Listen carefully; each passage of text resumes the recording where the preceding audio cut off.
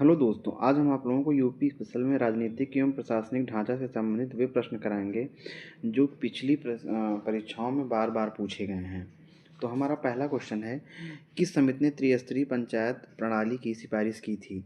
तो किस समिति ने त्रिस्तरीय पंचायत प्रणाली की सिफारिश की थी? तो इसका सही ऑप्शन है बलवंत राय मेहता समिति ने। बलवंत राय मेहता समिति ने त्रिस्तरीय पंचायती प्रणाली की सिफारिश की थी। अगला क्वेश्चन है, निम्न में से किसका प्रत्यक्ष निर्वाचन होता है? प्रधान, क्षेत्र प्रमुख, जिला पंचायत सदस्य, सरपंच एवं पंच का। तो इसमें हमारा सही है पहला प्रधान, प्रधान और सरपंच और पंच, इनका चुनाव प्रत्यक्ष रूप से होता है। प्रधान, सरपंच और पंच, इनका चुनाव प्रत्यक्ष निर्वाचन होता है। अगला क्वेश्चन है, निम्न में से किस नगर में नगर निगम नहीं है? तो आजमगढ़ में नगर निगम नहीं है। आजमगढ़ में नगर निगम नहीं है। अलीगढ़ में है, सहारनपुर में है, मुरादाबाद में है, लेकिन आजमगढ़ में नगर निगम नहीं है। अगला क्वेश्चन है, उत्तरांचल गठन के बाद उत्तर प्रदेश में कितने विधानसभा क्षेत्र बचे हैं? तो 403 विधानसभा क्षेत्र। कितनी विधानसभा क्षेत्र? 403 विधानसभा क्षेत्र बचे हैं। अगला क्वेश्चन है, उत्तर प्रदेश में लोकायुक्त पद का पद सृजित किया गया था। तो ये उत्तर प्रदेश में लोकायुक्त पद सृजित किया गया था सन 1975 में। सन 1975 में लोकायुक्त का जो पद था वो सन 1975 में सृजित किया था। ये यूपीपी में 2018 में पूछा भी गया है क्वेश्चन।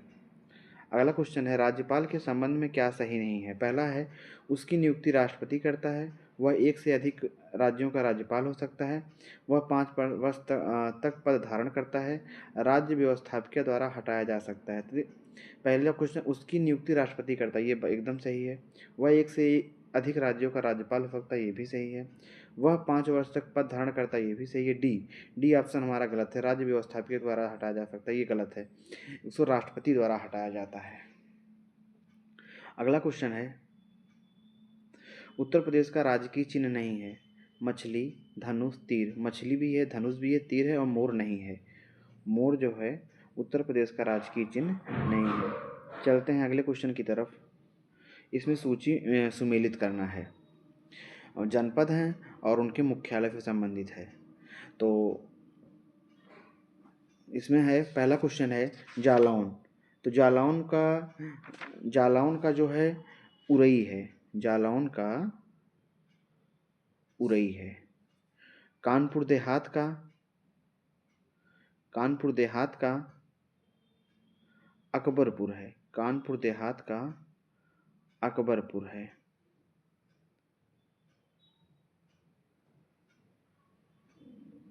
जालौन का उरई हो गया। संत रविदास नगर का भदोही है। कुशीनगर का पडरौना है। यानी हमारा पहला ऑप्शन सही है।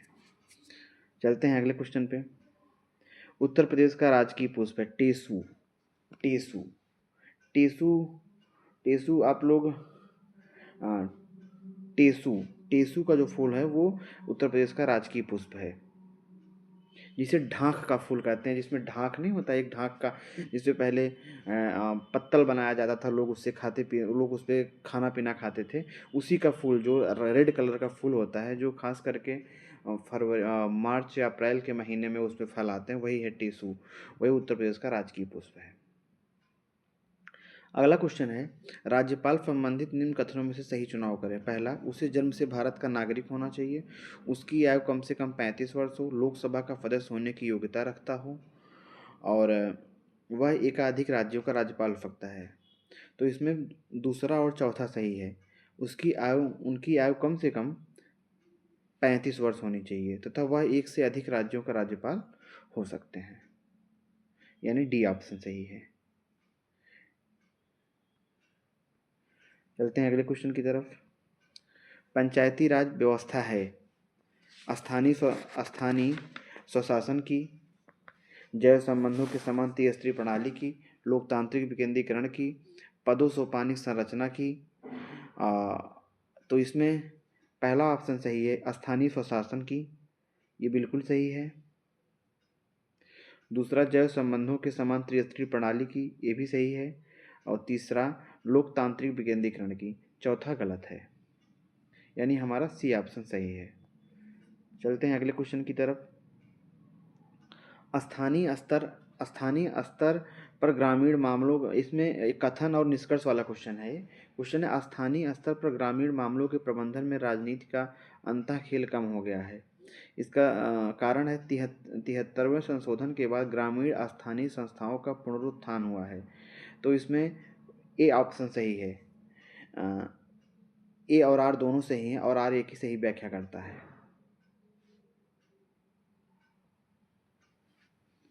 चलते हैं अगले क्वेश्चन की तरफ। उत्तराखंड गठन से पूर्व राज्य विधान परिषद में सदस्यों की संख्या थी। तो इसमें 108, डी नंबर 108। उत्तराखंड गठन से पूर्व राज्य विधान परिषद सदस्यों की संख्या थी 108।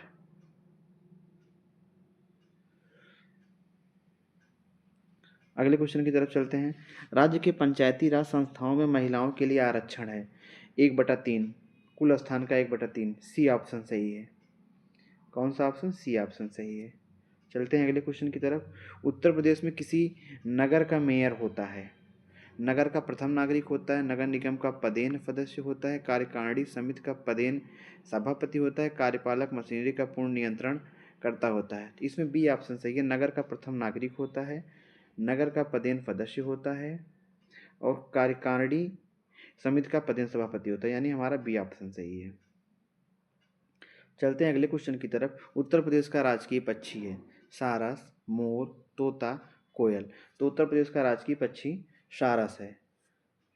उत्तर प्रदेश का राजकीय पक्षी सारस है।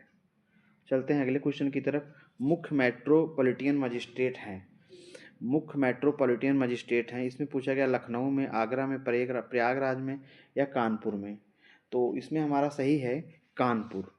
कानपुर में मुख्य मेट्रोपॉलिटन मजिस्ट्रेट हैं। कानपुर में मुख्य मेट्रोपॉलिटन मजिस्ट्रेट है।